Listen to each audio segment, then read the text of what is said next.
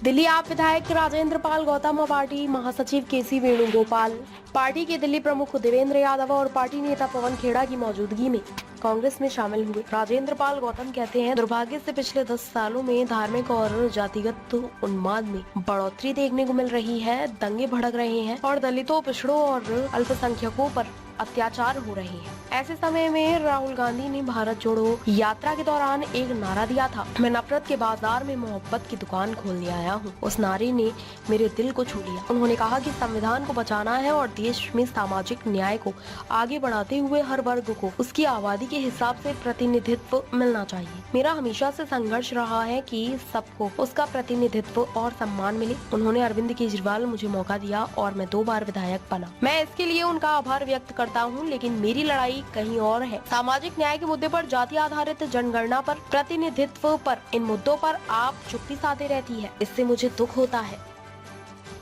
सभी को नमस्कार। साथियों, जैसा कि आप जानते हैं कि दिल्ली की सरकार में मंत्री रहते हुए जय भीम मुख्यमंत्री प्रतिभा विकास योजना जैसी योजना हमने बनाई। लोग सीवर में मर जाया करते हैं, कोई सरकार केयर नहीं कर रही है, लेकिन पहली बार मैकेनाइज तरीके से 200 सीवर मशीनें लाके सीवर में उतरना बैन करके सीवर में होने वाली मौतों को दिल्ली में रोका और एक देश के सामने एग्जाम्पल पेश किया कि जो लोग इंसान के मल में उतरते हैं वो भी इंसान है, उनकी जान की कीमत होनी चाहिए।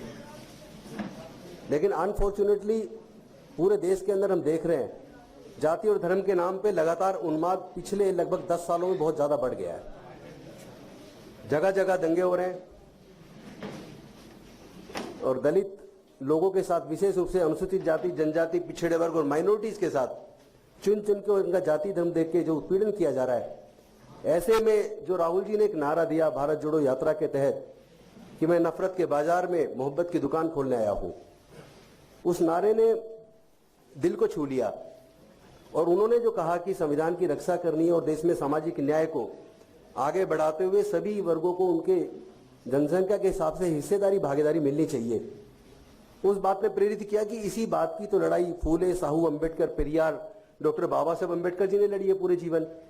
और मैं खुद 56 साल का हूं, लेकिन 43 साल की उम्र, 43 साल टोटल मेरे इस मिशन मूवमेंट में, सामाजिक न्याय के इस आंदोलन में लगे हैं। और मुझे आज याद आ रहा है कि अरविंद केजरीवाल जी जब एक गाना गाया करते थे, और वो गाना आपको सबको याद होगा, इंसान से इंसान का हो भाईचारा, यही पैगाम हमारा। लेकिन उस गाने की एक लाइन है जिसे वो नहीं गाते थे। वो लाइन है, नए जगत में हुआ पुराना ऊंच नीच का किस्सा, सबको मिले मेहनत के मुताबिक अपना अपना हिस्सा। अगर वो हिस्सा नहीं मिलेगा तो कहीं ना कहीं हम धोखा दे रहे हैं। और इसीलिए मुझे पहले मेरा संघर्ष इस बात के लिए हमेशा रहा, आम आदमी पार्टी में रहते हुए भी, कि सबको उनकी मेहनत के मुताबिक जिम्मेदारी, हिस्सा मिलना चाहिए, मान सम्मान होना चाहिए सबका। उन्होंने जो मुझे मौका दिया 2 बार विधायक लड़ने का और बहुत बड़े मार्जिन से 2 बार जीत हुई, मंत्री बनने का मौका दिया, उसके लिए तो मैं उनका आभार व्यक्त करता हूं। लेकिन मेरी लड़ाई कहीं और है। सामाजिक न्याय के मुद्दे पर, जाति जनगणना के मुद्दे पर, हिस्सेदारी भागीदारी के मुद्दे पर कहीं ना कहीं आम आदमी पार्टी चुप्पी साध लेती है। और विशेष रूप से अनुसूचित जाति, जनजाति, पिछड़े वर्ग में माइनॉरिटीज के लीडर्स के साथ अगर कोई बात होती है तो वो चुप्पी साध लेते हैं। ये बात कहीं ना कहीं दिल को लगती है, ठेस लगती है। और हमने कोशिश की पार्टी में रहते हुए कि सामाजिक न्याय पे आप लोग आइए, और आप सामाजिक न्याय पे नहीं आएंगे तो फिर कैसे, हमारा विचार नहीं मिलेगा। इसी वजह से अल्टीमेटली दुखी मन से कि भाई यहाँ से सामाजिक न्याय की लड़ाई आगे बढ़ाना मुश्किल है। और मेरी लड़ाई कोई एमएलए, एमपी, मंत्री बनने की नहीं है, कभी नहीं रही।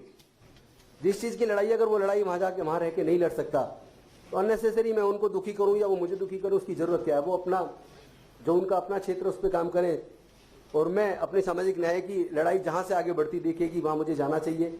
और आज मुझे लगा कि चूंकि जो हमारे कांग्रेस के राष्ट्रीय अध्यक्ष खड़गे जी, उनका खुद का जीवन संघर्ष से भरा रहा है, और राहुल गांधी जी का पूरे परिवार का जीवन संघर्ष से भरा रहा है, और वो आज अगर सामाजिक न्याय की बात कर रहे हैं, संविधान की रक्षा की बात कर रहे हैं, अगर वो हिस्सेदारी भागीदारी की बात कर रहे हैं कि सभी क्षेत्रों में हिस्सेदारी भागीदारी होनी चाहिए और वो मैं करके रहूंगा। उन्होंने यहां तक कहा कि ये मेरा राजनीतिक मिशन नहीं है, मेरे जीवन का मिशन है। इस बात ने कहीं ना कहीं मेरे दिल में जगह की और मेरे भी जीवन का जो मिशन है वो राजनीति या MP MLA बनना, मंत्री बनना या कोई बड़ा पद लेना, ये कभी नहीं रहा और ये आम आदमी पार्टी के साथी भी जानते हैं।